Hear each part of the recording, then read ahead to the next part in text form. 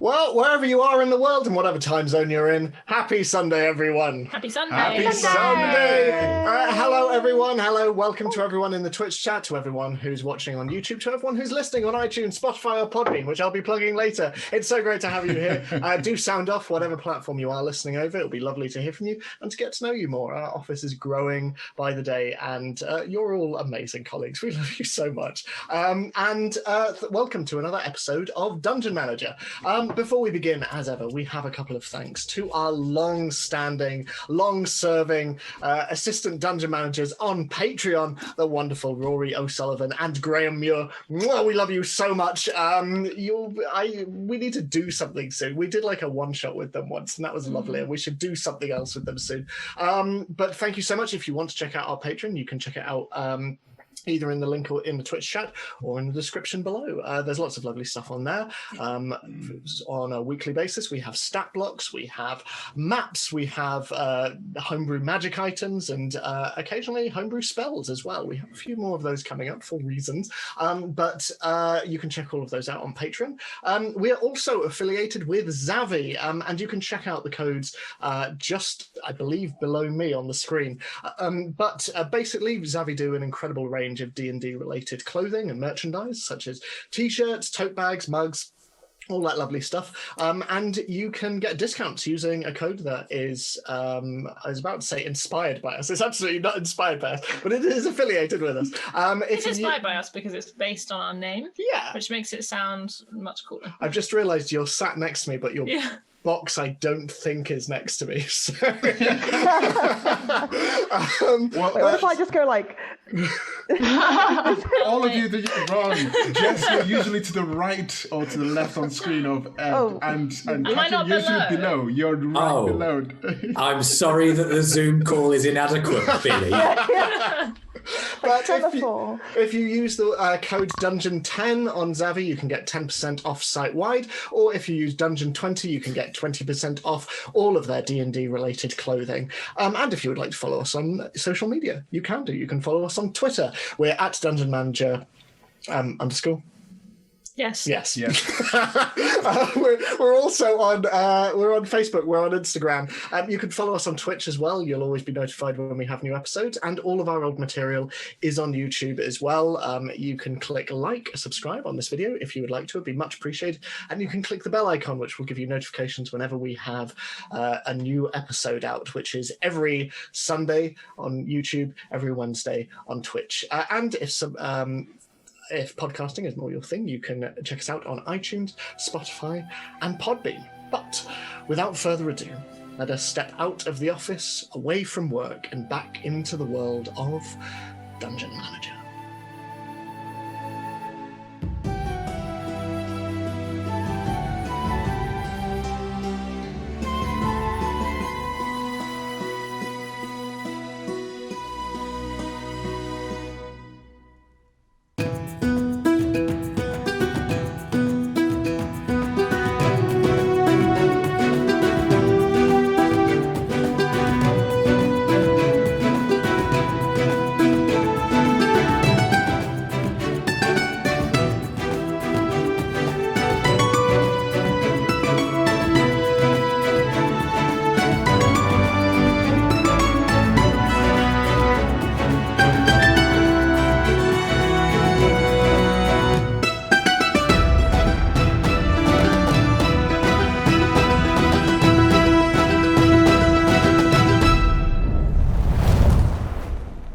Previously on Dungeon Manager, we'll talk about Kiss from a Rose later. No. With Festus Saltwound, the self-proclaimed God King outside Slumptown, reduced to little more than a burning heap on his throne, you turned your attention to the prisoners he was keeping above the water. Bringing them down to ground, it quickly became apparent that not only did these prisoners work within the establishment known as the Tack Room, they also worked for the Skinner crime family of Baldur's Gate. Taking the lead in questioning Terror, you demanded to know what they were doing so far from the city down south, and they revealed that the Skinners had recently bought into an alliance of crime families, one which would see them make use of an old network of underground rivers along the Sword Coast Now, while these had once been used by pirates hundreds of years ago, these rivers, these tunnels, would allow the families to ferry contraband between their respective cities, free from the prying eyes of the authorities. And while Gatus Filcham had been the one originally looking to lead this operation, after usurpation in Waterdeep, that responsibility fell instead to Talabrina Kaltmasser, the head of the Briars in Neverwinter. Unhappy with this arrangement, the Skinners had been buying up land along the Sword Coast and building tackroom taverns along the coastal route, looking to exercise more control over the traffic between the cities. But recently, that plan had changed. Using an explosive compound placed in select whiskey bottles, they planned to send a shipment to Neverwinter to remove Talabrina from the board of play, taking out the competition and taking control of the underground coastal route. Buying the loyalty of the group's leader, Marcy Bailey, you told her to keep you abreast of any further developments in Baldur's Gate, and with that, you let them go. Scouring the castle for anything that might be of use, you discovered a number of items that later transpired to be magical, and you returned to the Withered Pumpkin, where, Terra apologizing for being so secret, you opened up about your past, your history with the Skinners, and you told them what little you could about the people you now serve. Satisfied for now, and suitably rested after your rather intense night out in the mires and swamps of Slumtown, you headed off on anything but horseback with your menagerie of rhinos, nith beasts, and demon horses northwards towards Neverwinter. And as you travel north, the winds continue to be cold and the snow continues to fall around you. You have 3 days until you reach Neverwinter. And you press on along the road, along the Sword Coast, with the waters of the Sea of Swords to the west. Constantly on your left, the sound of the barrage of waves and wind and the smell of salt and sea foam in the air. The land that you pass is varied. You pass the Sword Mountains to the east, huge towering pinnacles of stone, and you pass many a forest and riverbank and plains of snow-covered long grass. But as you ride over the next 3 days, is there anything that anyone wants to do or any conversations that anyone wants to have? Do I need to attune to the armor or anything, or can I just put it on? You can put it on and attune to it while you are wearing it, but it takes you around an hour of your journey to sort of focus on it. But yes, you can attune to it as you ride. So you took the armor. I thought we put it in the bag of holding. No, but then everyone was like, you should take the armor. So no, I'm just confirming that you took the armor as well. So. I'll take the armor. After peer pressure, Ariana takes the armor. But you look so good. So you put on this armor, and it's a good fit, and has this strange sheen that shines in the fairly cold glow of the winter sun, and the carvings of various sea creatures and tentacles and waves wrap all around it. It is, like I say, a good fit. And as you riding specifically with the Sea of Swords off in the distance, atop Epona, you start to breathe in the sea air, and you feel a calming come over you as you ride, and the armor, heavy though it is, seems to lighten around you. Seemingly infused by the salty sea air itself, it becomes immensely comfortable, and the sea air that wraps itself all around you becomes almost pleasurable to breathe.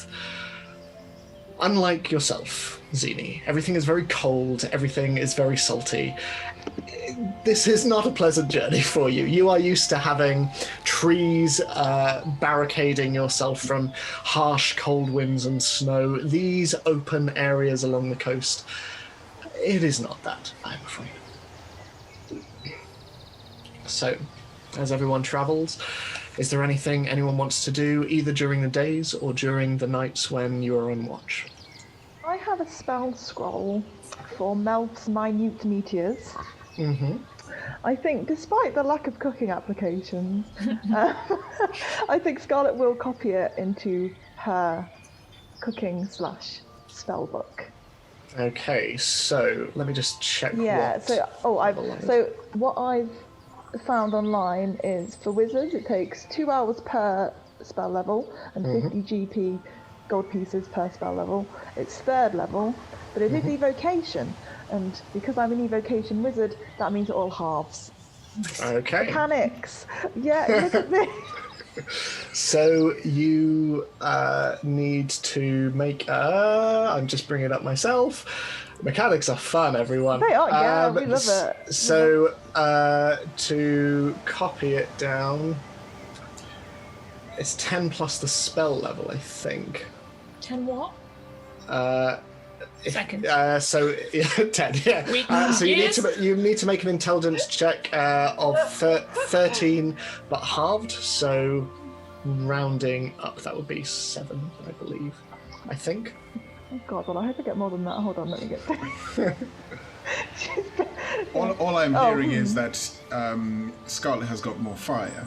In a sense. This is all I'm hearing. I can't believe that you haven't thought that it'd be useful for food fights, Jess. I mean, I guess so. I was thinking more for like, oh God, what's that thing where like you get like a hammer, tenderizing meat. That works, yeah.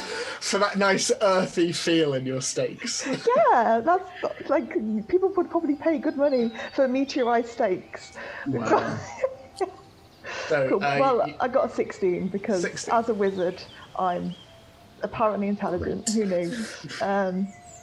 So you managed to write it down, and it's an unusual spell. You're able to cast small blazing rocks out of the earth or out of thin air, depending on what you choose. But while there is little cooking application, you imagine it could prove useful in maybe some of your attempts procuring more exotic foods, provided you need to defend yourself against certain individuals. And certainly, for as long as you have known this group, coming into sticky situations is something you are more familiar with these days. Yeah, it's happening a lot. I think she's practical-ish, so I think she understands. I like the idea of her just needing to like go and get some chickens, so she like walks into a chicken pen and then just like rains fire down from the sky. Accurate. Melt-fried chicken. Well, we can have a barbecue. The point is, I definitely imagine it ending up just like in Legend of Zelda when you attack the chickens. So Tell the That whole was party. great. Yeah. That was really scary. That was the scariest part of Zelda. I mean, that's why random animal abuse is wrong. Because they'll rise up and take you down. If Zelda taught us anything, Yeah. So don't abuse chickens. Sorry. as you write down your spell, and Juliet sort of occasionally just comes around over the side of the Myth Beast and paws a little bit at the page, and you have to batter away occasionally, but you are able to successfully write it down. Dalfar, Terra, and Zini, is there anything that you want to do over the course of the 3 days? No, Just beforehand, does that use up the spell scroll? Yes, That's once fine. I didn't know what to do with it otherwise, but I don't know. you write it down, and as you close the book, the scroll itself just dissipates into ash in front of you. It stains your red dress a little bit, but yeah. And Juliet sneezes behind you with a little. Yeah. Prestidigitation is what I do. I was waiting for that. Yeah. So Dalfar, Terra, or Zini, is there anything any of you want to do at all? No, I don't need to do anything. Okay. Dalfar? Dalfar's on mute. As we're He almost got away with it. I got away with it. Styling it out. as we're riding, I would like to sort of try and surmise how to adapt a horse's saddle once we get into town where I can procure some. to adapt it to fit the myth beasts as we're traveling. So sort of measurements and alterations that would have to have been done over the course as we travel. So. Okay, I'll say make a general intelligence check. Because Dalfa is not very intelligent. Intelligence. Oh my god, has Dalafar been a himbo all along? Did you have to ask the question? What did you roll, sorry, Billy? 5. 5. You imagine it will take some adjustment, possibly even building something entirely new for these creatures. And certainly as you're on the move and riding as you are, it is quite difficult to get many measurements as you're riding. And certainly when you stop, those myth beasts are restless. They want food, and they either want food or they are sleeping.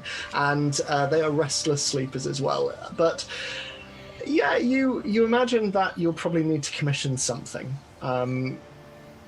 Sort of adapting horse saddles is probably not going to cut it, you imagine. Okay. Presumably we're riding them without saddles right now. We are, And Zini, is there anything that you want to do at all? I would like to do a couple of things. Okay. On one of the evenings, I would presume, I would like to cast a couple of spells. I would like to cast Speak with Animals, first of all, and Speak to the Ruddigans. Both at the same time. Okay. Good luck, Ed. I promise I'm not doing Have this. we spoken to them already? Do you already have a voice for them? I can't remember. Yeah. We've spoken to Ruddigan the second, but not to Ruddigan the first, ever. I promise I'm not doing this, but mostly to annoy you. Me, Momo. And I would like to ask them, does it bother you that you both have the same name? They kind of look at one another, Ruddigan down to Ruddigan and Ruddigan up to Ruddigan. And Ruddigan, the rhino, turns. I hadn't really thought about it.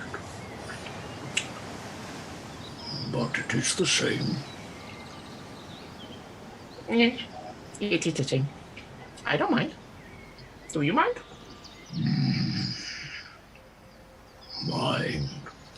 What mind? And if rhinos could shrug, you get the impression he would be doing so. Okay, it's not confusing at all. It's inflection helps. okay. That's good. I need you both to help me focus on something, because the last time I tried to do this, it didn't go well. I created a cape. I didn't need a cape. I need you to help me focus on my armor, because I want to make it look spiffy. Ruddigan, the smaller of the two, runs up to you and puts a little fluffy red and white paw on your chest and just tries and approximates the same gesture on his own chest and goes, I'll try to help. I'll try. You're the best. And then I would like to cast Druidcraft in order to try and help me focus on the armor and change it into what I want. Because what I'm presuming is the Cloak of Elvenkind, how long is that? Is it like a full-on robe, or does it go like halfway down the back, or what? It's down to around your knees. Okay, that's what I thought. Basically, I'm a Jedi, it's fine.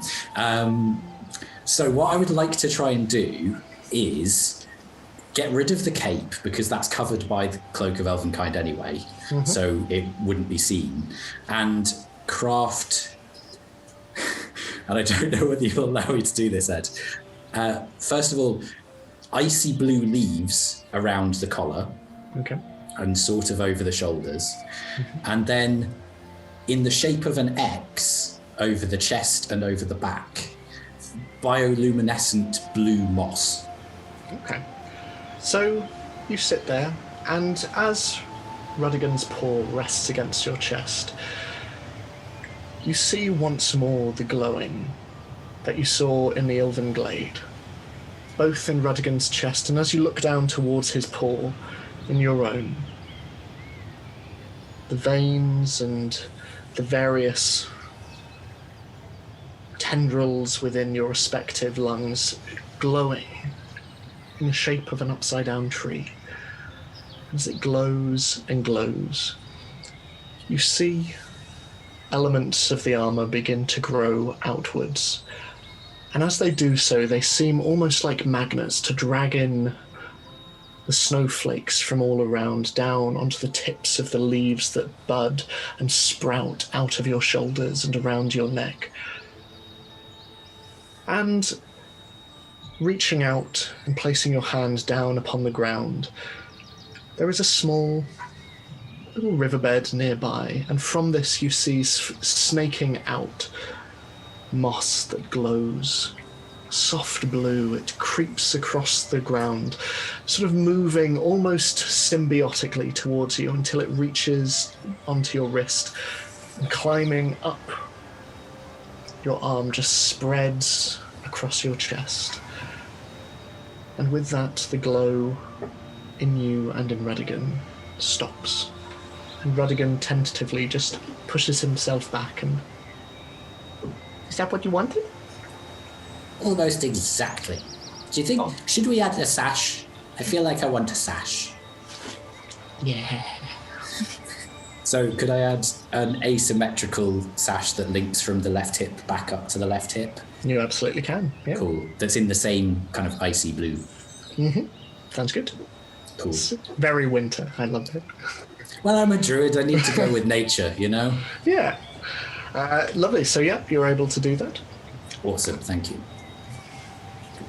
And we will get back to you as well, Zini. But on that first night when that happens, Terra, as you assumedly take watch and sit there looking out at the horizon, you hear a familiar and you look over to one of the nearby trees and you see a white raven sat atop one of the branches looking down at you, its head twisting. Right, so I'll try and make my way over a bit out of the area, and I will take a letter that I've already written and I will attach it. Is there anything on it already? No, there's nothing. And I'll put it on its leg and let it go. It flies off into the icy air and off into parts unknown. So, the next day comes. Zini, what were the other things you're wanting to do?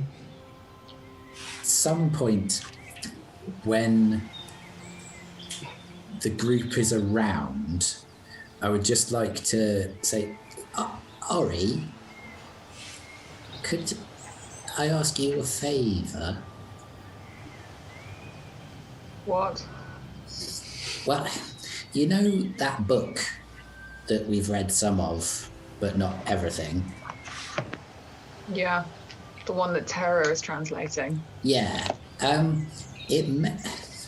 don't know if any of you remember, but it actually mentioned Nithasmire, which is where I'm from originally, and I was just hoping that we might be able to have, if Terra is okay with it, another session and try and find out why Nithasmire's in there. Okay.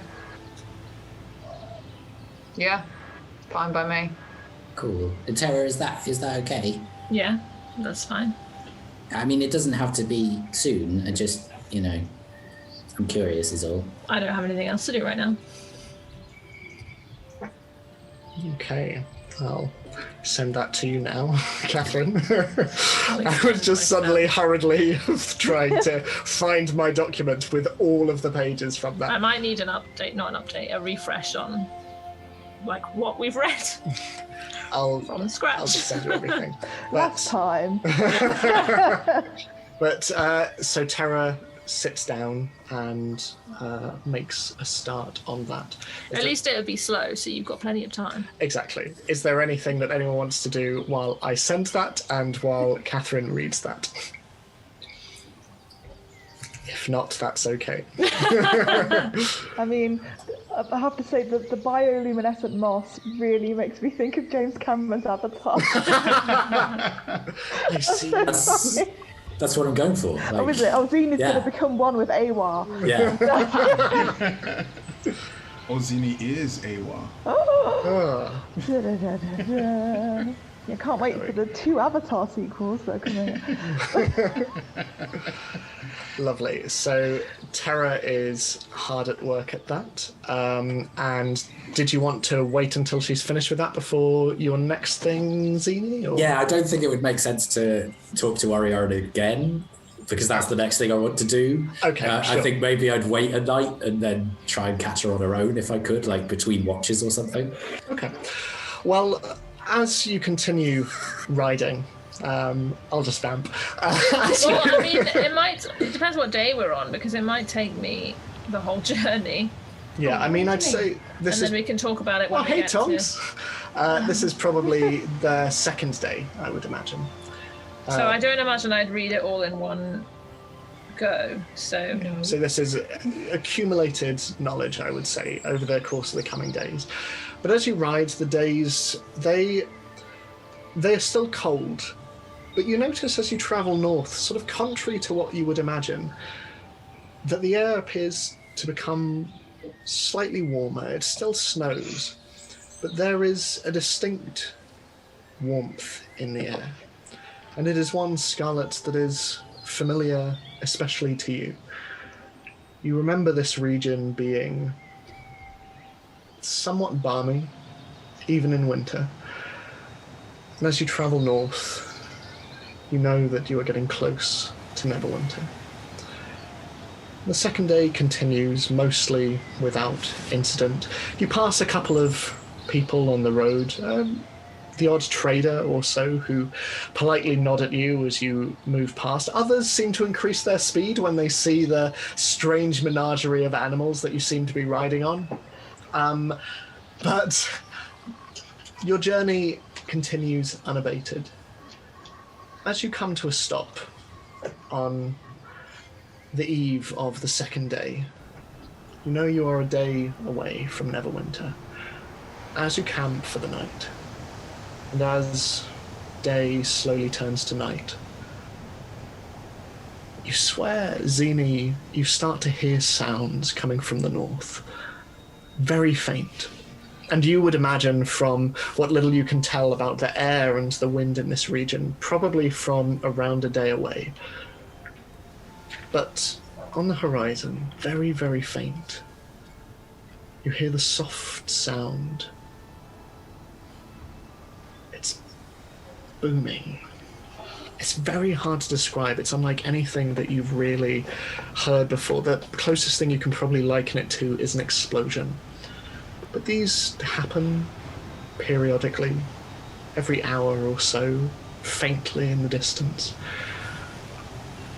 Terra, have you read? Yes. Okay, cool. Would you like me to read it to you word for word, or would you like a short version? Short version will do for me, but Okay. it's Ariana's book, so it's her choice, really. Short version's fine. Okay, so 11 years ago, they headed for the isle where first this world was doomed, to find answers and solitude, because they're doing research and they think that the research will be finished once they get there, but they think they're being followed. And then 800 years ago, that someone's interfering, that maybe they've been interfering for a long time. There are several repeated entries that say the seals are closed, all is well. 15 years ago, he has been sighted sighted in the infant city of comets, traveling northwards, and therefore so must they. But it says, first my tower in the grey peaks, now this. Things are moving swiftly beyond my control. It's an alien sensation, this feeling of doubt. Regardless, it will be snuffed out soon enough. Shortly after, it just says the seals are closed. He has not found them, all is well, but he will be back. There's a map of the northern regions, including Luskan, Cometstadt, Mirabar, Lurkwood, Icewind Dale, the Spine of the World. And there's this page written in, I think, is it a code? And I'll hold it up. Look at what does it look like? Like, what kind of code is it? So, I mean, to the rest of you, it is. I mean, the pages that Terra is showing you are basically nonsense. They look like ink that has been spread out across the page. It looks barely legible. To you, Terra, make an intelligence check for me. Oh boy. I think it's either a vase or two people facing each other.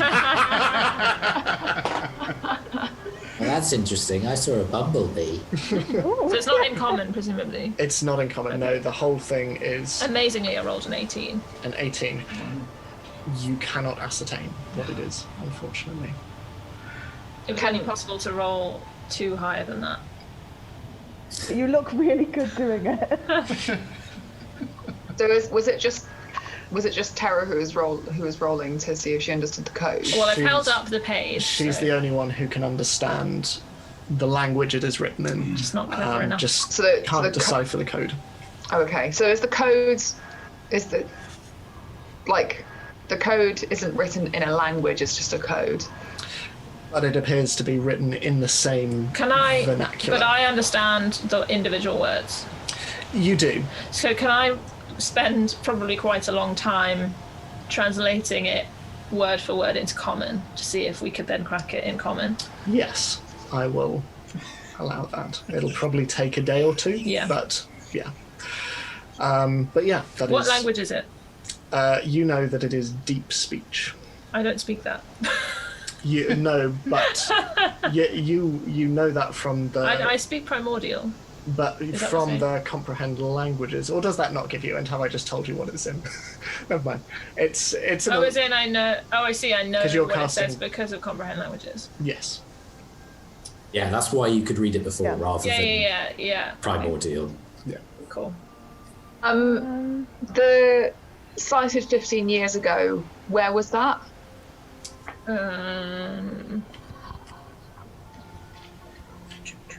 15.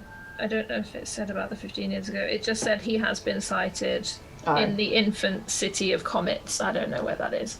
Cometstadt. Oh. I think, well, because of the comet bit. Yeah. But there's no more mention of Nithismire then. That's all it says. Okay. Thank you very much for doing that, Tara. I really appreciate it.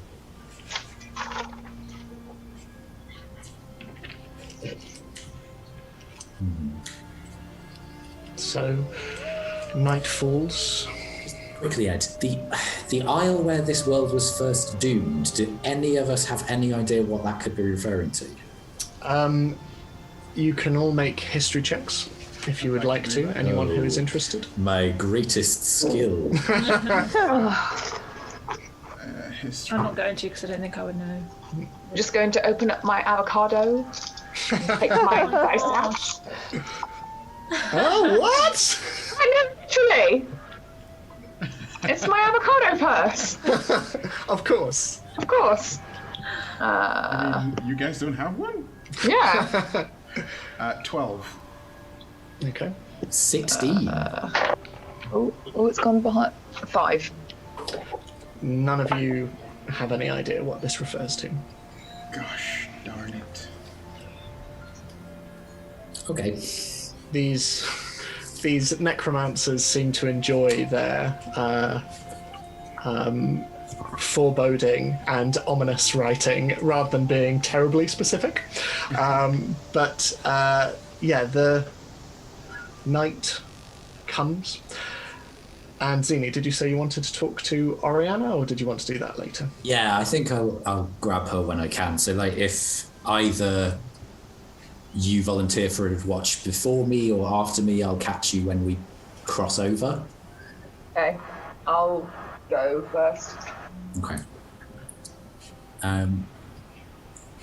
So, presuming that you wake me up to take over, I'll just say, Ori, I know I've just asked you a big favour, and I really appreciate it, but I was wondering whether I could ask you something that's quite personal, and you can tell me to shove off if it's too personal. But when Ikreth sent you away, you came back and you said that you wanted to go back there. Where was there? I don't know. But it was important? Yeah. That's where I go when I dream. Oh. And I didn't know it was real. But Ikreth sent me there, so it must be. But didn't he say that it's supposed to send you to like a harmless demi-plane or something? I don't know. My guess is as good as yours. So when I was having visions, obviously I was seeing the glade and the forest and Ruddigan and things. Do you think it's like that, or are the visions malevolent, or because obviously on the ship you nearly ran into the water.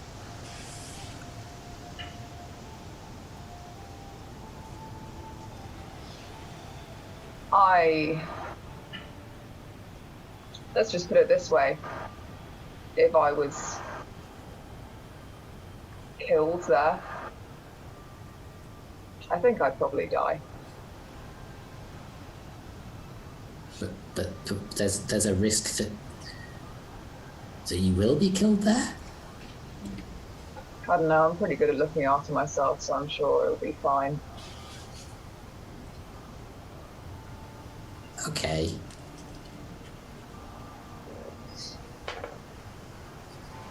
I'm sure that you understand the need to obtain knowledge about something that you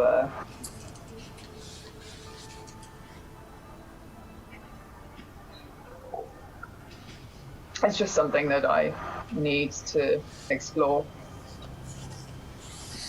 Okay. You know I'll help you, right? Yeah. Thanks. Could sound more positive about that, but okay. Well, I can't bring you into my dreams, so... Interesting idea. Have you ever meditated before? Do I look like I meditate? No, but neither have I. I thought I might start trying. I don't know. It seems a kind of nature-y thing to do, but... Yeah, I'm not really one with nature. No. Okay, you can get some rest now. I'll watch. I walk away.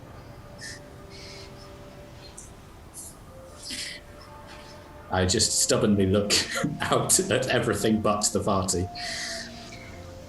After a moment, you start to feel a pair of eyes on you.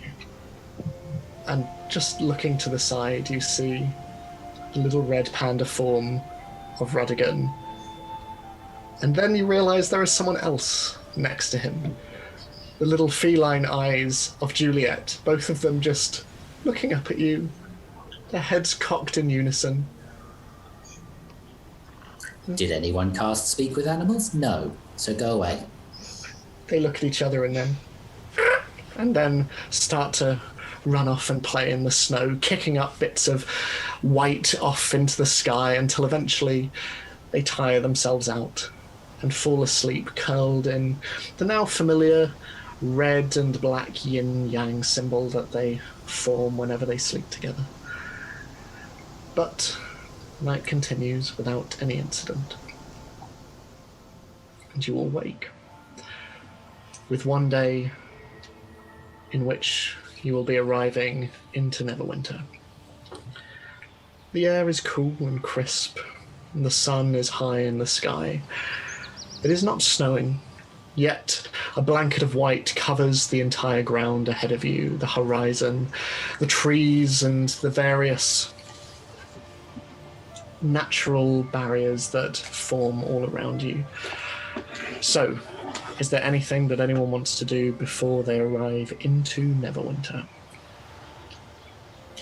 I think Delphi would just continue the entire time we've been traveling, just training the Nith Beasts. Okay. So, you continue. And you're travelling for around half a day until eventually, travelling along the main road, you come up over the hill on which the road runs. And Scarlett, a familiar sight awaits you. For the rest of you, however, the City of Neverwinter is unlike any you have seen. Far more vertical than the other settlements you have encountered. It is a city populated by beautifully constructed towers and spires, growing in scale as the city moves towards the sea, each structure seeming to compete with their neighbours and culminating in a large circular castle stood atop a great rock and overlooking the horizon, with stone bridges and walkways leading towards its entrance. And as for the city itself, it is vast. Mighty flags fly from the ramparts and the many towers within, each of them displaying the coat of Neverwinter, 3 white snowflakes against a blue field. The city's shape is that of a giant stone eye, and from your vantage point, you're able to get a sense of the metropolis within.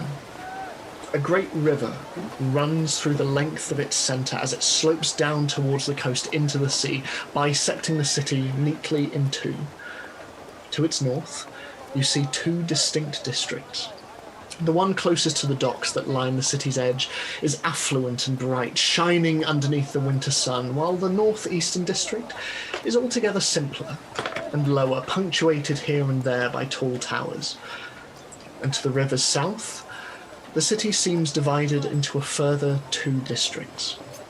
To the southwest, you see its busiest streets awash with a throng of bodies, and even from here you can hear the sound of trade and commerce. But it is in the southeast district that draws your eye. Seemingly walled off from the rest of the city, there are buildings within it, but there is something else that dominates this quarter of the city. A giant crack, a chasm jagged and deep in the earth. And in comparison to the rest of the city, this quarter is almost eerily quiet, both of movement and of sound. But it is what lies beyond the city to the north that fascinates you most of all. Almost pinpricks in the distance, yet still large enough to make out. Quite apart from the exquisite stonework of the city, you see a field of towering wooden structures, densely populated and teeming with activities, and between these towers, floating in the air itself at the end of high-up jetties, you see what look to be wooden ships underneath great tarpaulin balloons. It is a field of airships. And for you, Scarlett, there is something different about the city. Or rather, the land about it. While what surrounded the city walls was once verdant and green, full of trees in bloom and beautiful undergrowth, you see now that there are fields of brown earth and roots, churned up and messy and broken. And all about the land, between the road and the coast, you see holes, or more aptly, craters. A large geyser of earth flies into the air to your west, and suddenly there is another boom. There's a pillar of earth flies up, and in the distance, near the city walls, you see armoured figures standing around and pointing in the direction of the explosion, many of them making notes and several of them rushing over towards where the explosion and the impact happened. But in their midst, standing above them, you see what look to be several large metal carts, each of them at least 15 feet tall, held up by a wooden chassis and 3 heavy wheels. Their metal canopies hide any who might be riding or steering these carts. And behind them, connected to large wooden barrels, you see smoking metal chimneys. But from the front of these machines, still steaming and almost red with heat, you see large cannons. You've never seen machines like it. But they stand in a row in front of the city. And as the individuals rushing out into the churned up field start to rush back, you see them start to shout, and then there is another. It is a firing range, a testing ground, outside the city walls of Neverwinter. But beyond this alien sight, Scarlett, it is a city you know all too well. Well, the cannons are new, but otherwise the city hasn't changed too much from the last time I entered its walls. I do hope it won't be too easy to hear while we're inside. What? I'll tell you inside soon, it's fine. Yes, very much. Yeah. I just sort of nod and smile. It's like, yes. Oh, damn. Shall we make our way inside? Is it easy to get in? I believe from my recollection it is, Ed, unless you want to... No, it seems to be, from your memory, it is a simple case of riding through. There are 4 gates in total, many of them leading to the main roads that lead out to the various towns and cities around. But it is a city that is open to trade and open to business and commerce, and any who seek to enter its walls are usually welcomed with open arms. I imagine our noble steeds might... attract a few stares, but I can't see them turning the other way. Gallifrey just looks at us. Compared to those things. They're steeds. Well, the cannons, yes. At least they're not riding them, I suppose. Okay. We go to the guards and to the gate. As a recollection, Ed, did Shield tell me where he would be in Neverwinter? No, he didn't. He just said that they were due to be passing through. Oh, okay. So, you continue down the road, and the walls of Neverwinter loom ever larger and ever taller above you, and as you get closer, the spires and the towers of the city become even more impressive. They are mighty, and to your eye, Dalifar, exquisitely well made. But as you near, you see that atop the city walls there are numerous guards who are patrolling, and outside too there are more. All of them are wearing heavy grey armour and dark blue cloaks, each of them with the symbol of Neverwinter displayed. They are heavily armed, akin to the Flaming Fist of Baldur's Gate in terms of their military nature and the way in which they are dressed. But as you approach the gate and start to ride across the large stone bridge that makes its way into the city, the guards pay you no heed, other than a simple nod as you move through, along with numerous other carts and pedestrians who are walking through. And riding through the towering gates of the city, Neverwinter is opened up to you, bustling and full of life. Its snow-covered streets, while beautifully crafted and maintained, are barely visible. through the crowds around you. Varied doesn't even begin to cover it. You see humans, elves, dwarves, gnomes, dragonborns, furbolgs, yuan-ti, halflings, tieflings, orcs, even at one point a loxodon, and you swear you see what looks to be a mixture of horse and man walk through at one point. People barter and sell, street entertainers juggle fire sticks and shoot plumes of flame into the air, children run about with sticks.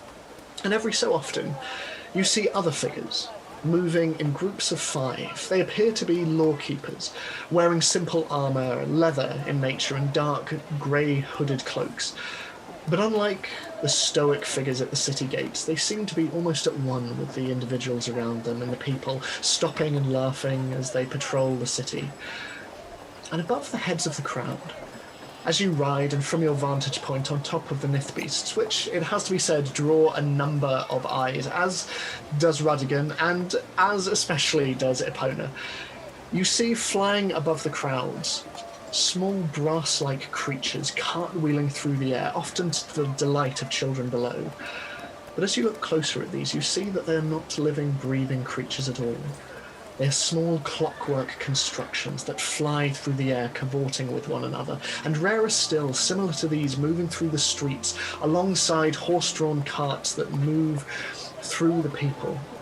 You see carriages that seem to be stirred by nothing more than clockwork, their brass wheels spurred on by jets of steam from tall, thin pipes. And lining the streets, you see copper-tinged street lamps standing above the population, and between them hang decorative bunting made of fir leaves. And in between these, here and there, you see beautiful wooden notice boards with leaflets and displays. And as for the buildings on either side of you, they're tall, each no lower than 3 stories, with their architecture of each seeming to be the result of expert artisanal work, crisp stonework and tall glass windows, many of which are framed in finely crafted copper. There is not a thatch roof to be seen. Dark tiles stretch into the horizon, and smoke drifts from tall white chimneys, with towering structures stretching over these, some interconnected and others standing alone, indomitable. And high above you, overlooking the unseen bay to the west, you see Castle Never atop its rock, jutting up into the sky. Dalafar, with the exception of your home, you have never seen stonework like it. And the air, Zini, is salty as you delve deeper into the city, and it is almost as though the climate changes. With each step into the city, it seems to become warmer and less wintry, so much so that you feel your armour shifting to accommodate it.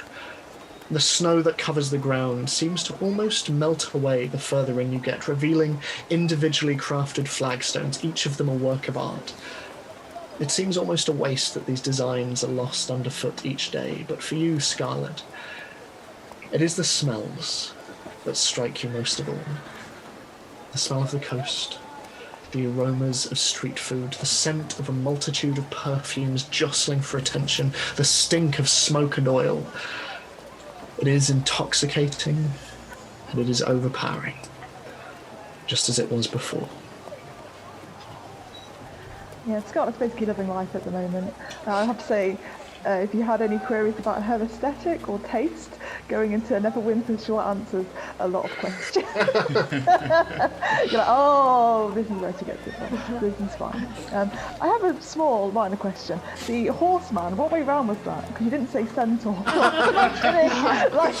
like a horse head on like a man body. Yeah. Just walking around. It's BoJack Horseman. Yes. It is a centaur.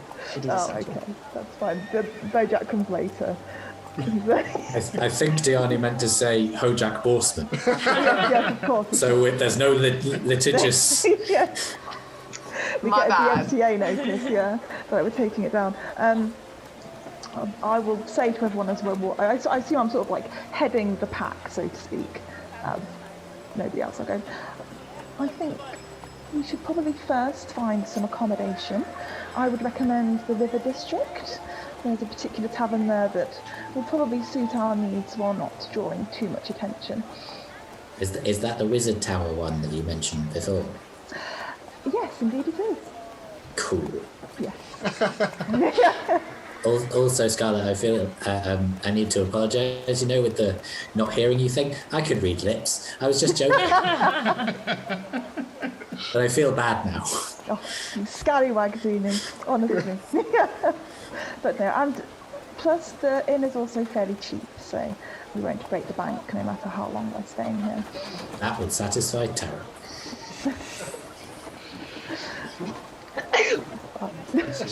So the steam and the cold getting to Oriana in particular as you continue riding. Well, also, Zini just is muttering to herself and occasionally just scratching at her scales. The sudden change in climate is not comfortable. So you continue riding, and as you ride through, you see more of the guards who are walking around, and you notice that within the city, the majority of the lawkeepers seem to be the same that you saw earlier walking through the crowds, these grey cloaked individuals. It is only when you look around to the ramparts of the city walls around the outside that you see the heavily armoured individuals you saw guarding the gates. But you see notice boards, you see individuals hawking various wares and food, and as you continue, eventually you come to the centre of the city and you start to hear the sound of water. And as you get closer to this, you discover the source of the heat in the air. Neverwinter River. Perfectly clear water flowing through the centre of the city, bisecting it perfectly in two. And from the waters, you see steam floating into the air. And from where you are, you see stretching across the water 3 spectacular bridges of stone. Crowds bustle through them, and unlike many others you have seen, these bridges are roofed with dark tiles, with open arches lining the sides, through which you see people, tourists and citizen alike, looking out to the river on one side, and on the other, towards the docks of the city standing in the distance. But as you look at the bridges, something else stands out to you. Each of them have been painstakingly and artisanally crafted to look like a dolphin, a wyvern, and a sleeping dragon, respectively. These are the 3 bridges of Neverwinter, and Scarlett, you know that they are not only the only way in which to move across the river, but they are also tourist hotspots. They are renowned and have long been so in the city. But you ride across them.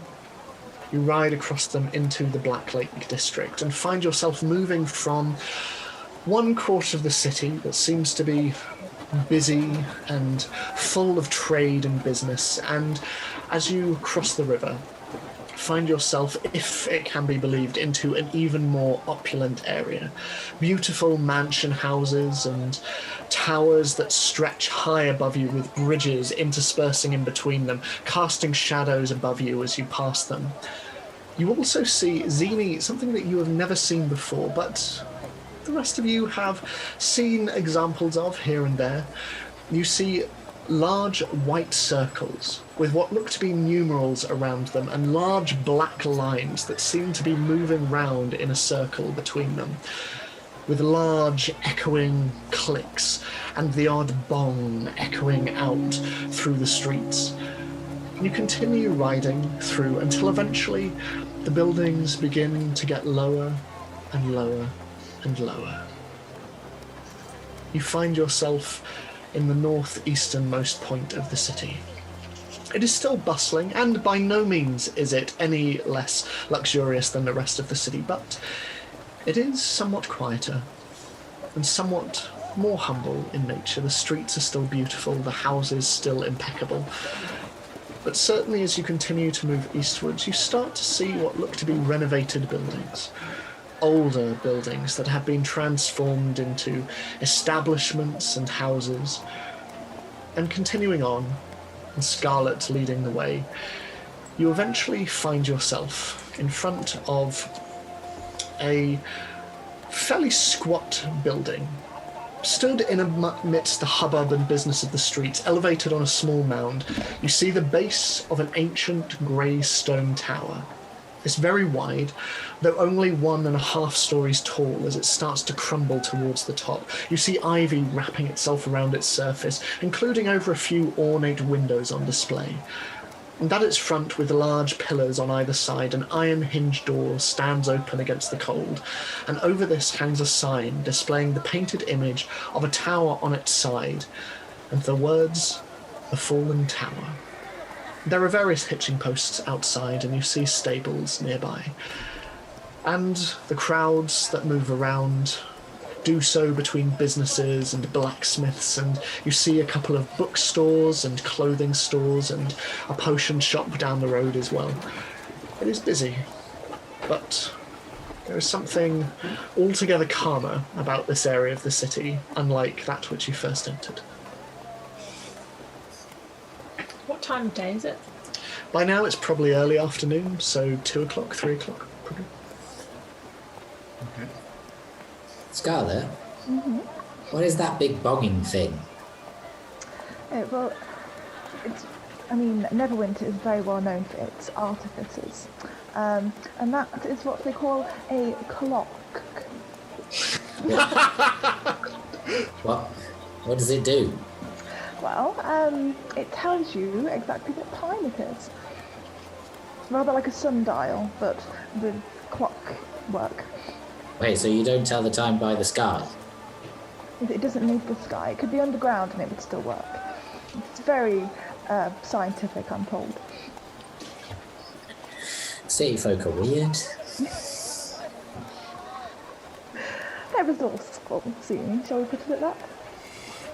Agree to disagree. Well, on that note, shall we see if there's any rooms available? Good plan.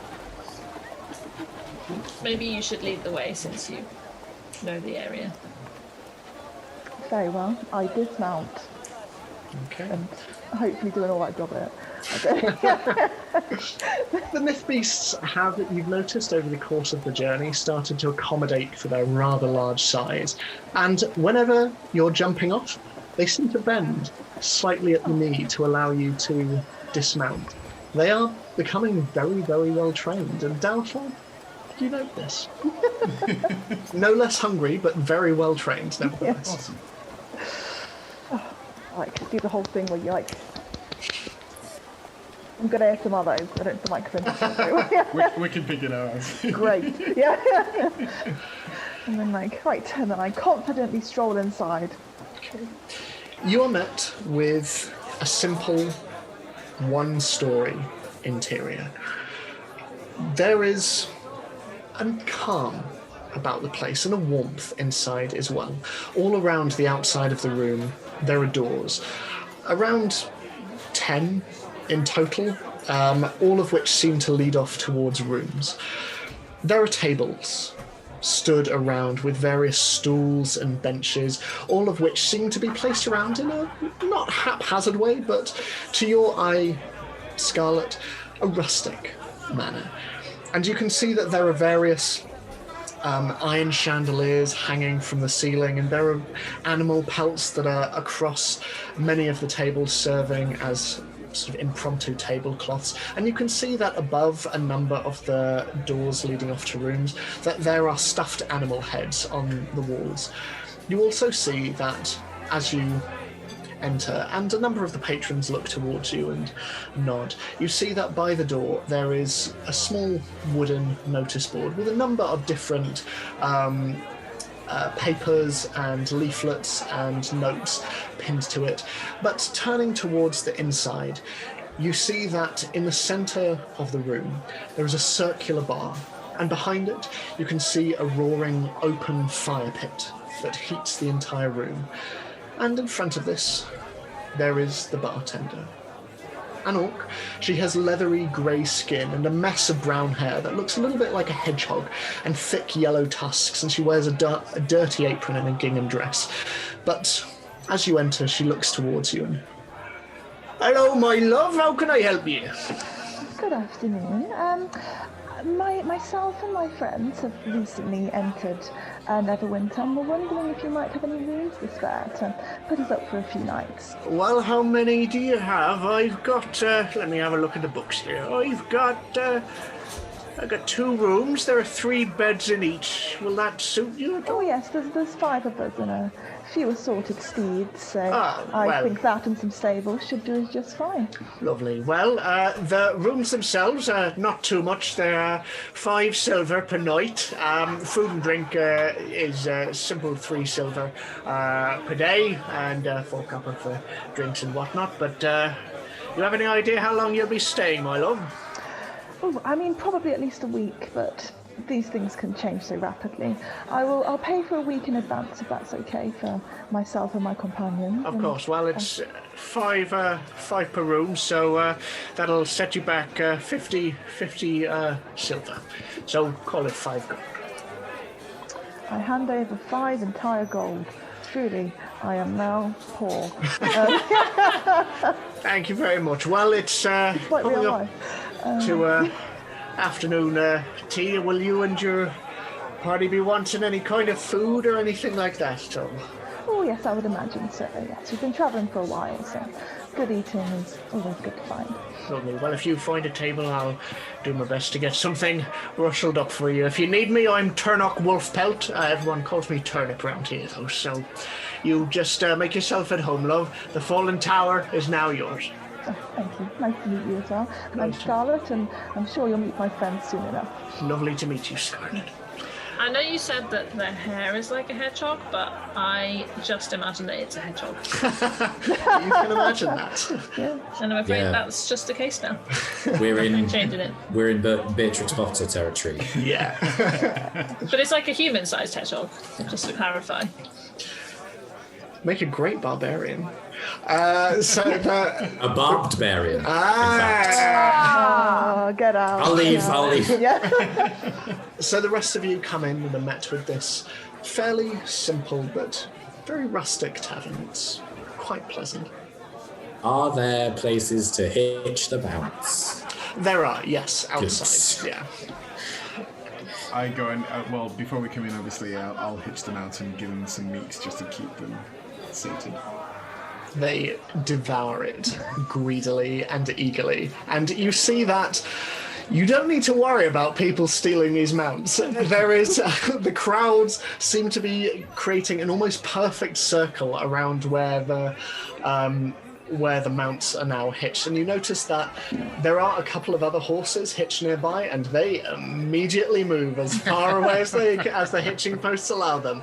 They are very scared. Rodigan, on the other hand, just stands nearby and starts grazing away at some of the hay that's in them. Yeah, I'll just, as he does and we start walking in, I'll just go, right, Rod, don't let the Nithbeasts run away. Don't let them eat the horses. Or any people. If they do, charge down the street and we'll hear you. So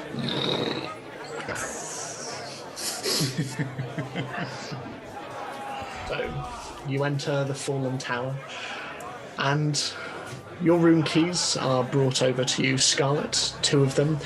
They are on opposite sides of the tower, but you're told that they are both very lovely, very comfortable. And after some time, the food is brought out as well.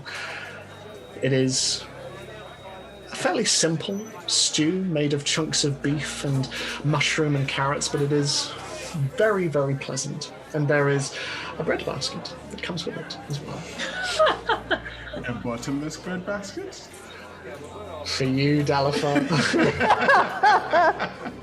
York comes over and goes, I'll make sure to keep those topped up. My first thought when you said that was like a bag of holding of bread. And it took me a really long time for me to realise that you just meant like a normal one where they just top it up. Yeah. I thought it was like a magical breadbasket. And I was like, wow, Ed's really lenient today. I mean, I've got that water thing. So who's to say there isn't like Stuff it with bread. You're just trying to manifest this in real life, really. You just want someone to come around your house with a bread basket, which is fair because I also want that. Only if there's like infinite butter as well. Oh yeah. I'm not sure I could just have Oh my dry god. bread. Isn't it the worst thing when you go to a restaurant and they give you like a bread basket, but they only give you like, and there's two of you, and they give you two little things of butter, and you're like, what the hell am I supposed to do with this? Where's the butter? But you can't ask for more butter because then they'll look at you like, oh my god, you cretin, you want more butter. Like, I don't even do that where we work. Didn't realise I was missing that until I've been missing that for an entire year. That's definitely the worst thing about restaurants in the past year. Yeah. I mean, I'm just saying that I'm glad, Catherine, solidarity. I'm glad I'm not the only one who feels this. Dungeon manager, come for the D&D, stay for the butter chat. So, as you sit eating your endless bread and endless butter and your stew, is there anything anyone's saying? Anyone's wanted to talk about? Because Zini is very uncomfortable with the amount of pelts and animal heads that are covering this place, to distract herself, she just gingerly plays with her food and drinks and then glances at all of the others in turn, to the point where it becomes slightly awkward. And then eventually goes, okay, well, if you don't like the name Shadow Menagerie, then you suggest something, because we need a group name, and you poo-pooed my idea, and I think it's a really good one. And Scarlett, I know that you're not a beast. It's not necessarily referring to you. It's the fact that we have lots of beasts with us, and I can turn into a beast, and there's nothing wrong with turning into a beast anyway. So, you come up with something if you're also clever. Are you implying Juliet is a beast? I don't know if she would quite like that insinuation. Is her species name not Displacer Beast? You can't judge somebody by their species, Zini. I know that, but she is technically, in terms of flora definition, a beast. I look at Juliet and like, don't you listen to him? And Maybe we should behind own me. that. Don't you listen to her. Oh, don't you listen to her. Don't you listen to Zini. Also, Scarlett, we're all animals. We could be called the animals. I'm like covering Juliet's ears now. Dalifo just glares at Terra. My opinion is that we don't need a name because it makes us easy to identify. I think we're pretty easy to identify. We were in a newspaper. We've involved ourselves in lots of people's business. There are apparently at least one bounty on our heads. Dalifo just looks up and says, yeah, but, what could go wrong? The multiple things that have gone wrong? I mean, we're in a city where there are so many marvelous things. We'll fit right in. Yeah, but we need a group name so that people can ask for our help, or hire us, or we can intimidate people because we're famous, What about Scarlett and her lovely companions? That's it, her lovely companions, not even and the something cool. I mean, it's strong. That's not even as good as Scarlett and Friends. It's a strong... It's strong. I thought so, Uni. I mean, it makes sense because then I don't have to be identifiable. I'm happy being a and something. Well, but you liked the word watch, didn't you, Terra? Yeah, I just thought it's kind of vague and fairly anonymous. Well, It sounds a bit like an institution. Yeah, Scarlett and the Watch. I like that. Yep, that again, strong. The Scarlet Watch. Well, That sounds like a murder book. Agatha Christie's The Scarlet Watch. Why are we talking as if that's a bad thing? It's a timepiece, yeah. Well, but maybe because we have the animals and things, how about the Wild Watch? Because we're not part of the city, and we look after things that they don't. I mean, I'm part of the city. True, and I'm from a city as well. Yeah, I'm from a pretty big city, so... How about the City Watch? I don't like any of you.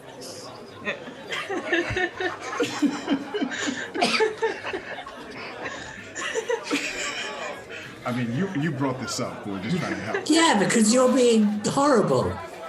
I'm trying to be creative, and you just keep... I'm coming up with good names and... Give me my room key. I hand over the room key and say like... Yeah, my room key. You are all staying in the same room. And I take my drink and I take my food and I leave.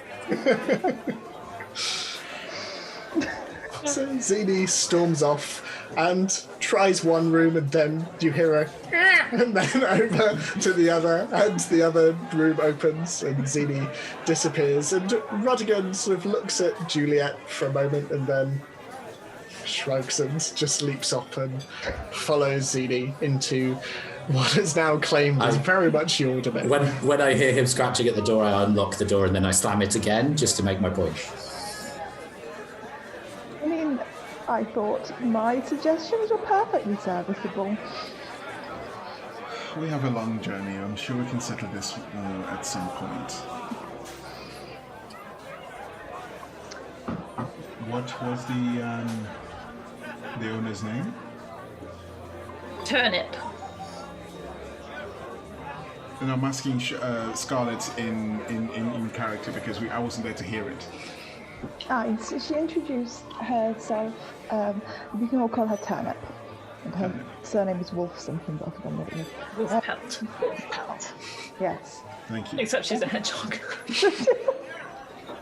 Well, it fits because Sonic was a werehog at one point. Yeah. It's all part of the deep lore.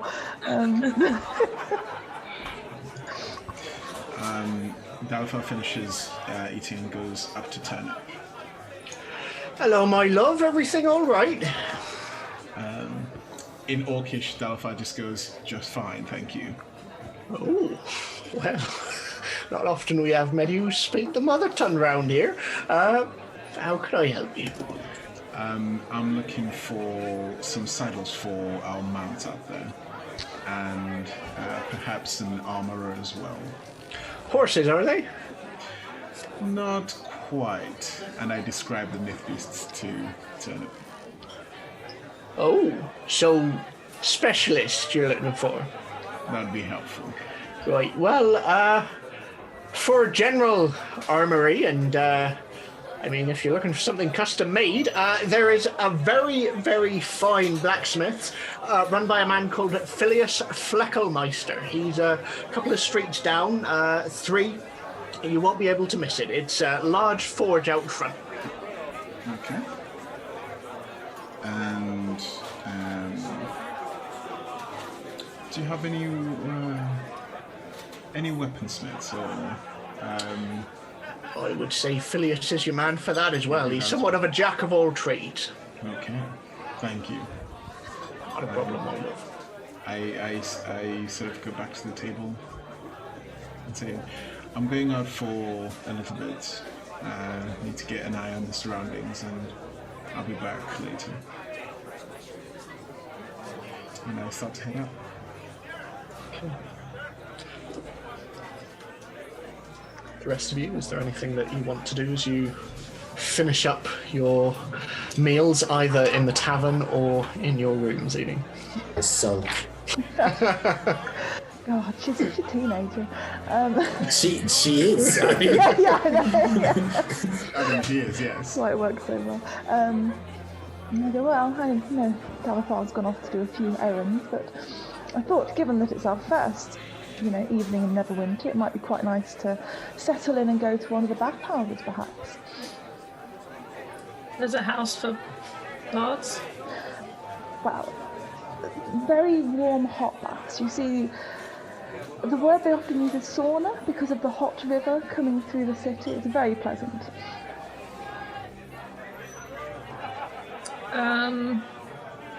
Yes. Such enthusiasm. I don't really bathe, but I'll come with you. Well, this will be obviously an enlightening experience for you, Tara. It's very relaxing. I would highly recommend it. What about you, Oriana? Are you interested?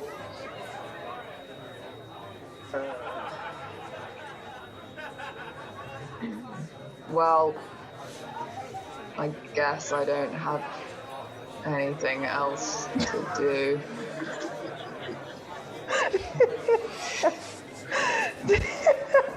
Wonderful. Excellent. Now, Scarlett's like, come on, gals. Let's Me and Sarah And are like, Delphine's like, I will go get armor and weapons. I'm just reveling in the fact that Jess is having a taste of her own medicine with people really liking her ideas suddenly. Yeah, how does it feel, Jess? they were doing this.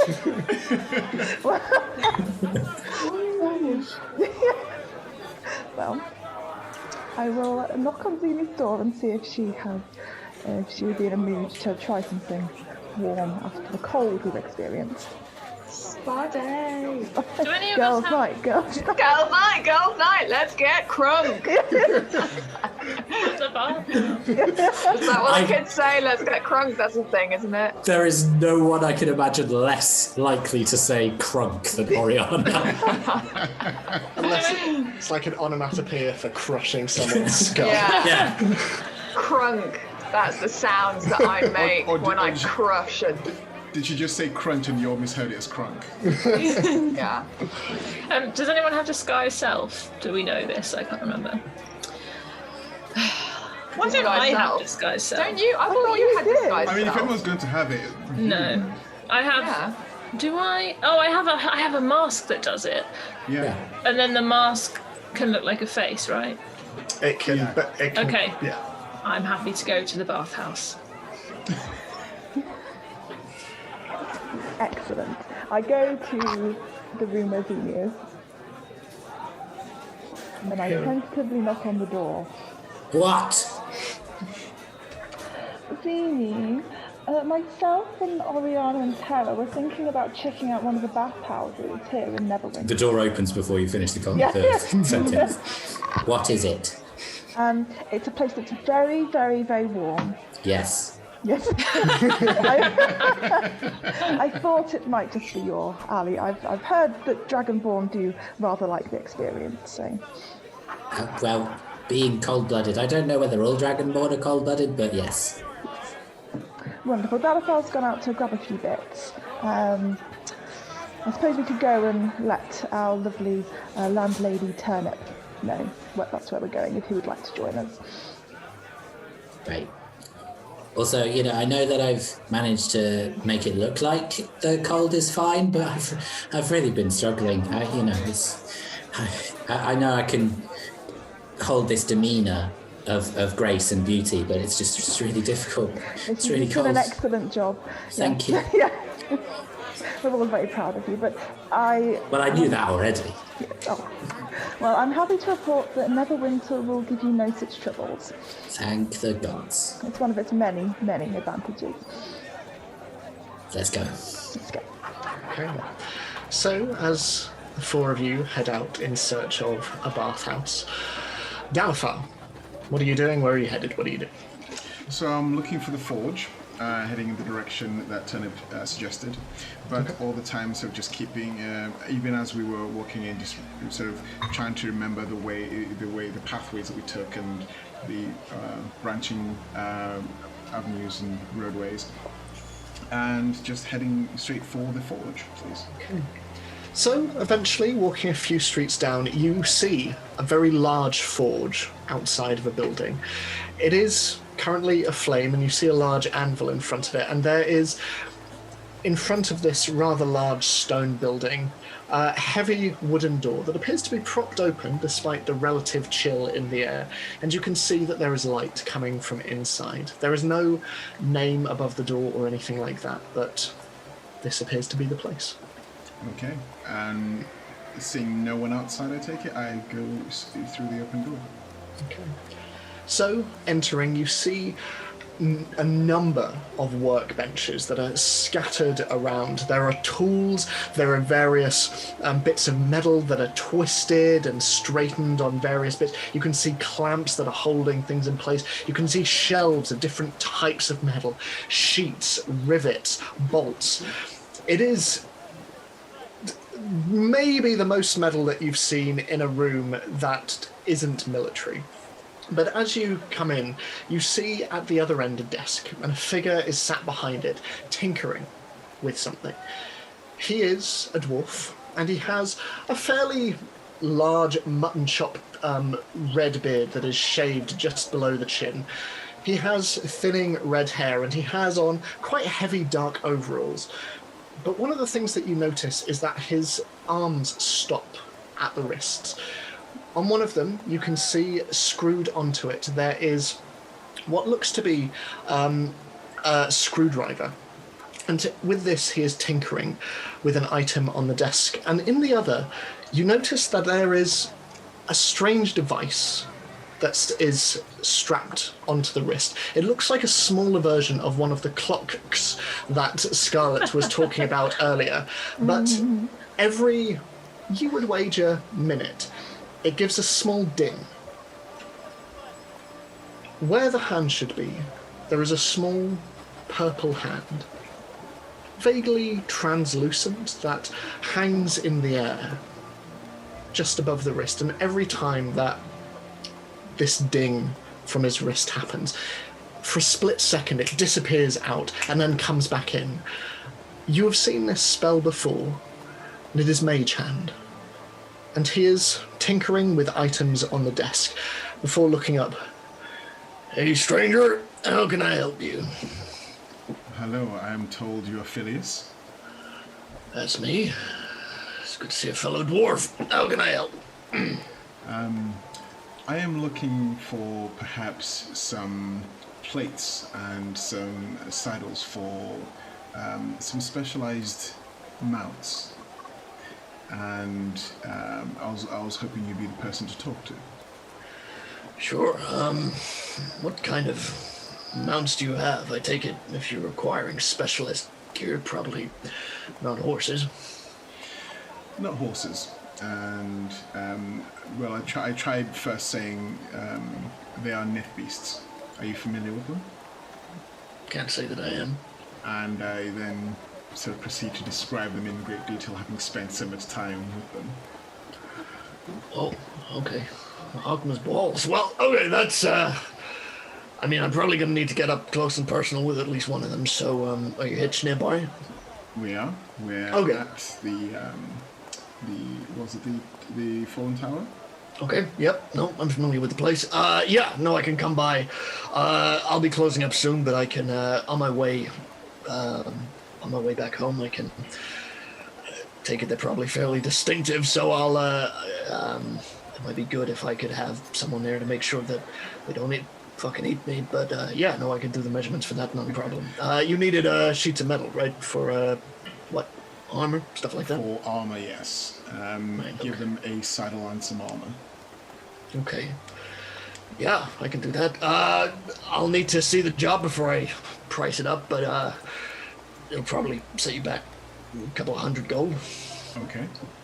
Okay. That's as much for the materials as it is for my safety and compensation, just in case, I lose another arm. They're well trained and I'll be there with you. Okay, great. That's great. Wonderful. Well, yeah, I can do that for you. Anything else that you need? And so I hefted the mithril. Well, I can't heft it because it's super, super light. And said, I've got a formidable axe here, but my shield perhaps could look with some maybe replacing. Do you have anything that can bolster my protection so things don't hit me. Well, this fucking axe is mithril, right?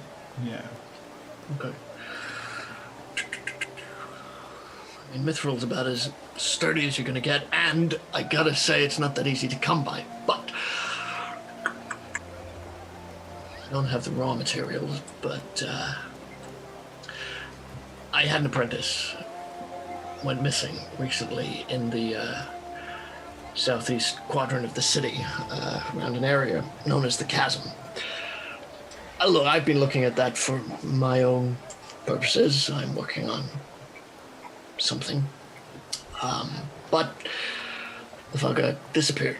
Left, I don't know, but some of the rocks around there. How familiar are you with Neverwinter, by the way? First time here. Right, okay. Well, a while ago, well before even you or I were born. Not saying that you're old, but, you know, we have a longer lifespan than most. Tell me about it. City was racked with a thing called the Spell Plague. It happened ages ago, but it was this affected most of the continent. And Neverwinter was hit more than most, but that fucking chasm in the middle of, well, that's the scars that the city bears. Anyway, ages ago, we're talking hundreds and hundreds of years, all of the residual magic, for the most part, has been mostly kept under hatch. But I know myself and a couple of other artificers, we think there's some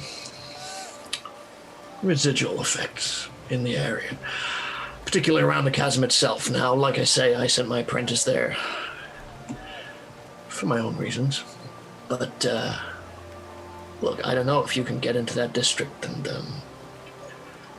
get me a couple of samples of rock. I can't guarantee anything, it's a theory at this point, but I could probably grind that down into something, smelt it into whatever metal that you need. I can probably work something out for you. How much do you need? Well, like I say, it's just a theory, but I don't know. Bag full ought to do. Okay. And tell you what, if you're able to do that, and if you're able to get me a good chunk for my own projects, then might be able to knock down the price for you. Sounds good. Okay. I mean, you give me a mithril axe on the table, I assume you're probably, you know, you can look after yourself. As much as I have to. Okay. Well, that portion of the city is remarkably quiet, but I would warn you, not so much at night. It's unquiet, I would say. Okay. So, you know, But watch yourself. these samples you need, they can be found anywhere near that chasm. Yeah, I'd say so. It's majority of the district. And look, I haven't noticed out front looking for a new apprentice, but if you find my guy out there, it would be appreciated. I spent a long time working on him. It would be nice if he could come back. I'm fond of the guy. What was his name?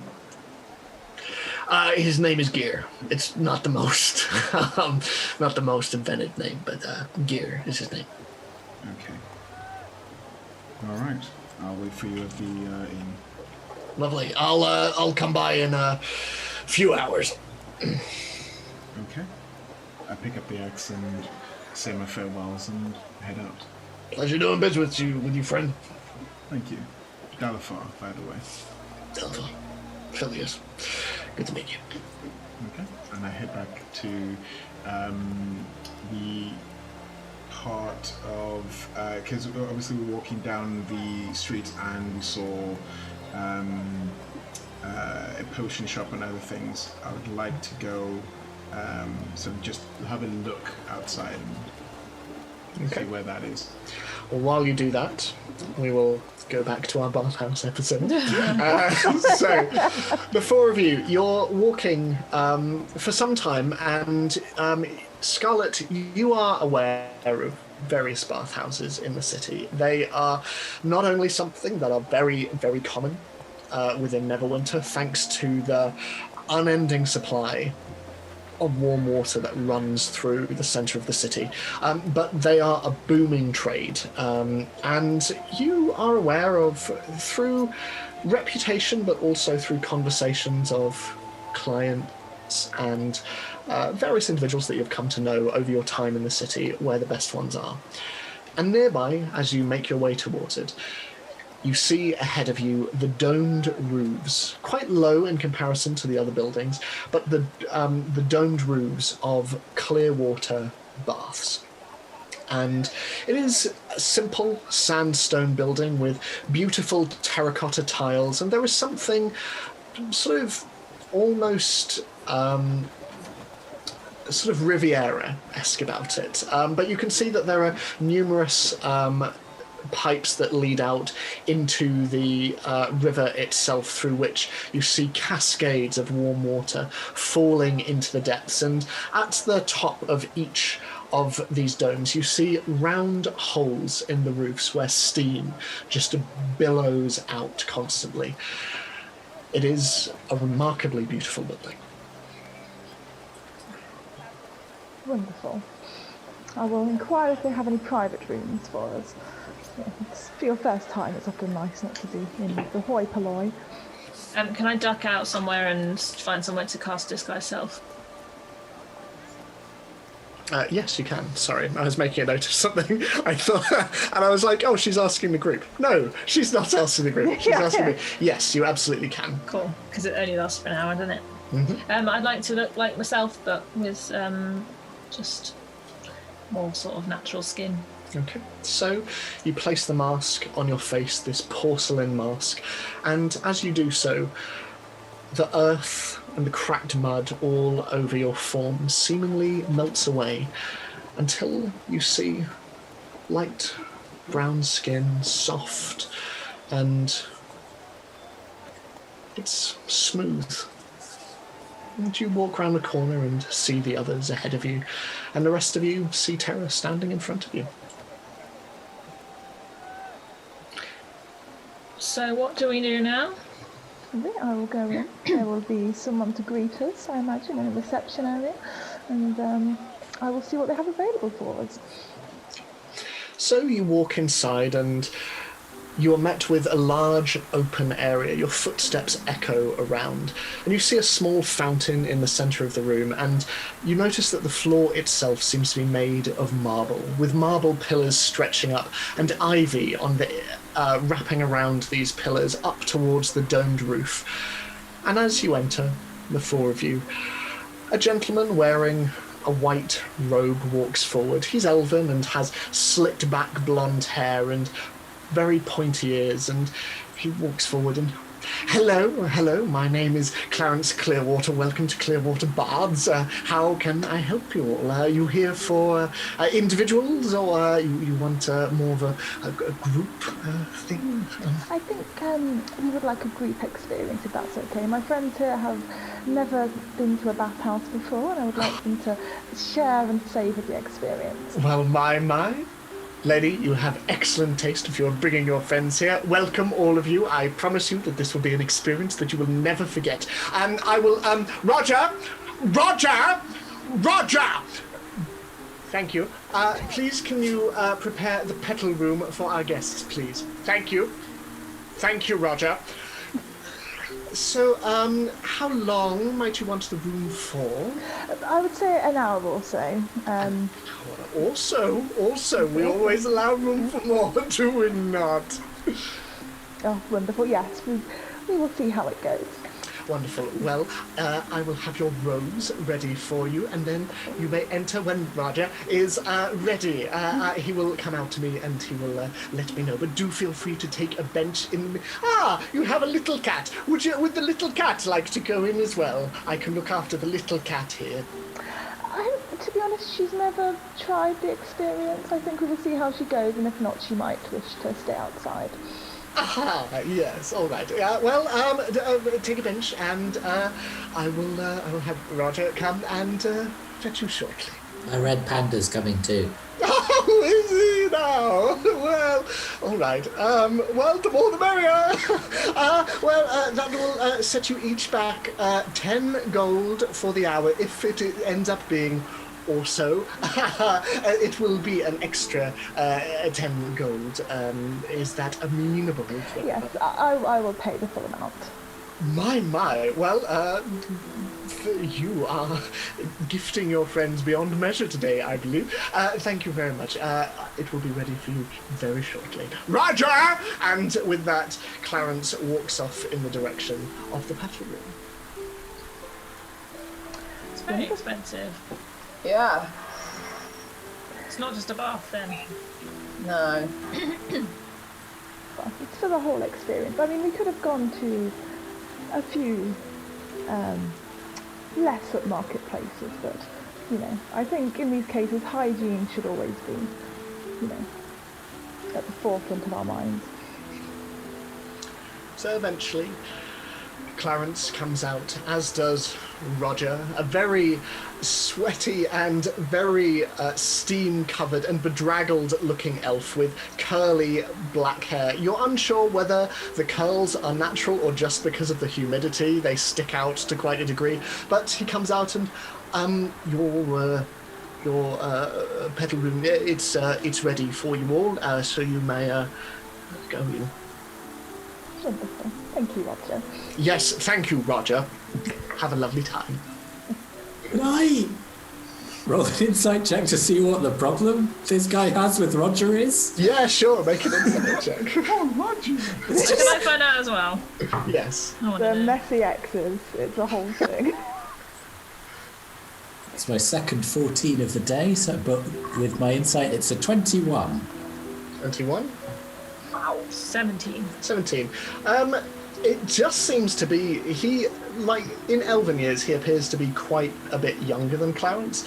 You get the impression he's just a particularly put upon, for lack of a better word, intern, and he seems to be quite nervous as well. Aww. I'm not actually doing this, but I'm severely tempted to whisper to him as we go past. Unionize. He looks at you wistfully. This unseen thought passes between you. He's not your family, unionize. But you, all four of you, enter this room wearing these incredibly comfortable, sort of silken white robes, and this wide open, round room is open to you with a dome above and a single stream of white light cascading down from above. In the center of the room there is a wide circular pool of beautifully clear steaming water, and all across the surface you see various petals of cacophony of colours all floating on the softly bubbling waters. There are candles and incense holders all around the marble walls, and you see a number of hooks and benches for bags and for clothes. But it is beautiful.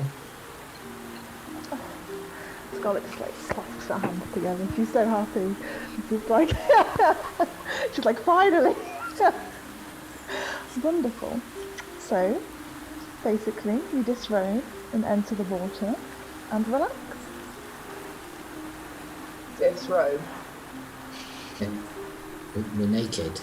I mean, you can be naked, or if you would like to wear your underthings, I can do a quick prestidigitation to dry them once you get out. Do that. You know, it's the idea is to be comfortable and relaxed. I wouldn't want to do or you to do anything that would make you feel less relaxed.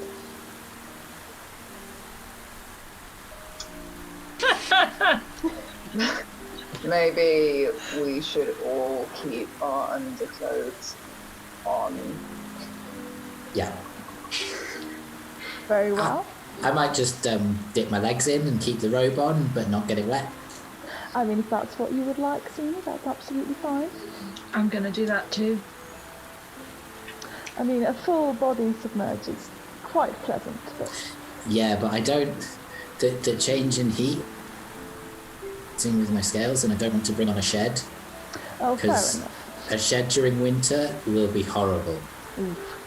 That's fair enough, Sydney. I mean, perhaps once your legs have got acclimatised, you might be able to slip a little further in, but I'll leave the ball in your court. Well, what ball? Oh, in Neverwinter there's a sport called tennis. It's very... Ah, yes, tennis. Tennis. Tennis. It's very... Tennis. With an apostrophe in the middle. Yes, it's very popular, and because the city is so warm, they always have green fields to play it in. That's very important, apparently. I love how half the lore for Neverwinter in this campaign has been just saying stuff Yes. and me going, yes, 100% yes. It's just here you go, Ed. Fit it in. Honestly, it's a gift, and I Oh, wouldn't good, I'm trade glad. it for the world.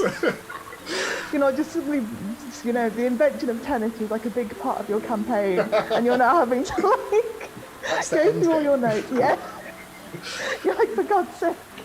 But as you stand there talking, you hear a followed by another as you see both Rudigan and Juliet just leap in. And Juliet immediately seems to regret this, as there's just this... And you see Rudigan just move towards her and just try and push her towards the edge, and she just clambers back up onto the edge, shivering and just... Oh, sweetheart, maybe you should have took it a bit slower. And I quickly dry her using my magical abilities and go, now, if you would like to stick a paw or a tentacle in, you might find it quite pleasant, but perhaps less belly flops. She just starts playing with one of the petals on the water's Oh. surface. I give her a good scratch behind the ear. Scarlett will disrobe into, like, basically her fantasy undergarments. Oriana will also disrobe into her underclothes and reveal her ripped six-pack and her massive biceps and triceps. Whoa! Yeah, this is the first time you've seen it, but Oriana is ripped. Ripped. Whoa! Just shredded. Wow. Those glutes, man. Glutes for days. Yeah. We're finding out a lot about each other. And I enjoy it. Amazing. Scarlett will step in, like the opposite of tentative. I don't know what the opposite of that is. Like enthusiastically, eagerly, without anything holding her back. It is immediately relaxing to you. The waters are perfect. They simmer ever so slightly in the heat, and there is a sort of soft change in vision above the water. But as you sit back and allow the waters to do their work, it is the most relaxed that you have felt in a very, very long time. Tara sits on the edge and then, like, with her feet in the water, and then eventually, like, just takes the robe off and, like, just slips in. As she does so, Zini, you take in your friends sort of tentatively or not so tentatively approaching the water as they may be, but you notice that as Tara slips in, something that you had not noticed before, just on the base of her neck, symbol of a horseshoe. It doesn't look to be a tattoo. It looks to be a scar. The scar of a burn. She just slips beneath the water. Oriana and Zini, are you following suit or sitting by the water's edge? Yeah, I'm gonna do like 20 push-ups and then get in the water. I love it. I'm gonna do 20 push-ups before taking my robe off, just to like get that pump going. Psych yourself up. Do some like sit-ups, some crunches. You know, want to get that. Yeah, just to dehydrate yourself a little bit, just so Yeah, that yeah, yeah. the muscles really Oh my show. God. Sweat on. Yeah. I love the idea that like every time I've been in the city at like 4 a.m, Oriana has like gone to a fantasy gym and then I'm sorry, the idea? The fact. Oh, God, I love No, I legit actually do some press-ups or something. Okay. So you watch this until eventually Oriana also joins, being careful to keep her bandages on her wrists outside of the water. And Juliet paces round the outside of the circle, occasionally pouring at the water. And Xena, you watch as Rudigan just happily swims up to the water's surface before diving down and in between the petals, and occasionally coming up and eating a petal every so often.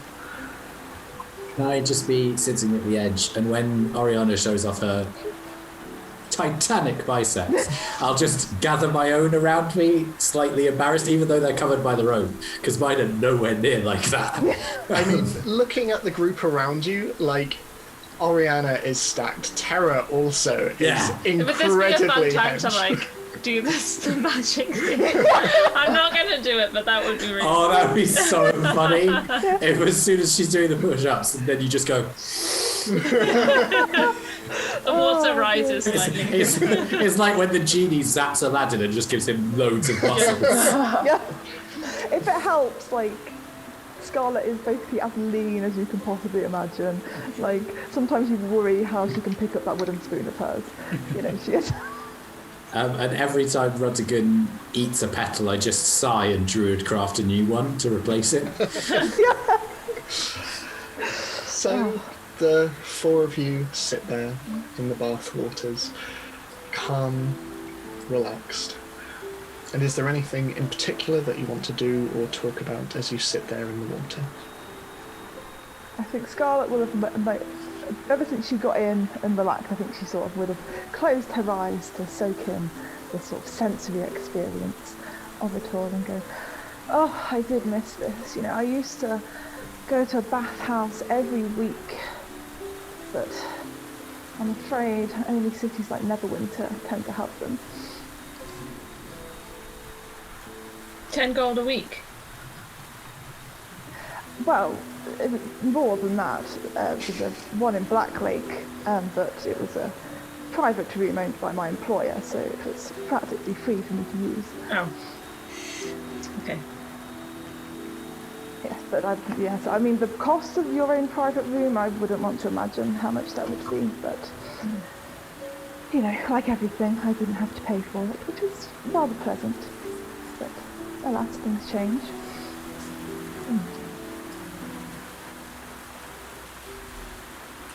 Are you What all about- enjoying? Oh, sorry. No, go on. I was just going to say, are you all enjoying this?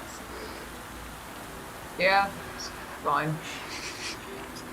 From you, Ariana, I will take that as the highest compliment.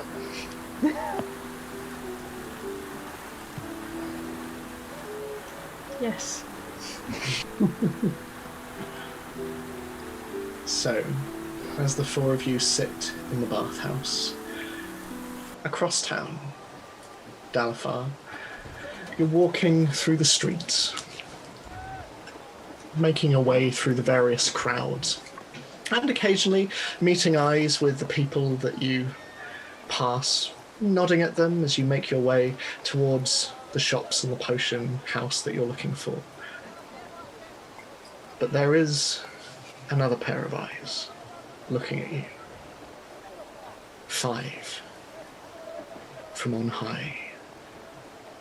You do not see them, but these 5 figures stand on the nearby rooftop, each of them wearing black, each of them with their hoods up and black masks of cloth covering their entire face, and a star on their arm. And the one at their front, as they watch you move through the crowds and making your way through the people around you, turns to the others. We found him, and where one is, we will find the others. Vengeance is at hand. And that is where we will end this week's session. We will be back. We are taking a brief hiatus of a couple of weeks just because of life stuff. But we will be back in 2 weeks to pick up where we left off for more bath action, more potions, and nifty saddle making. But thank you, as always, for joining us. It's been such a pleasure, and to play with all of you as well. God, I miss you all so much. I can't wait till we can be around an actual table again. But we will be back soon. In the meantime, like, subscribe, follow us on Twitter, on Instagram, on Facebook, here on Twitch, here on YouTube, here on iTunes, Spotify, and Podbean. You can check out our Patreon. All of the above is massively appreciated. But in the meantime, gosh, we miss you. And we will see you again in a couple of weeks. But we're in Neverwinter, and we will see where the campaign leads us next. In the meantime, stay safe. We love you very much. Bye-bye. Bye. Bye.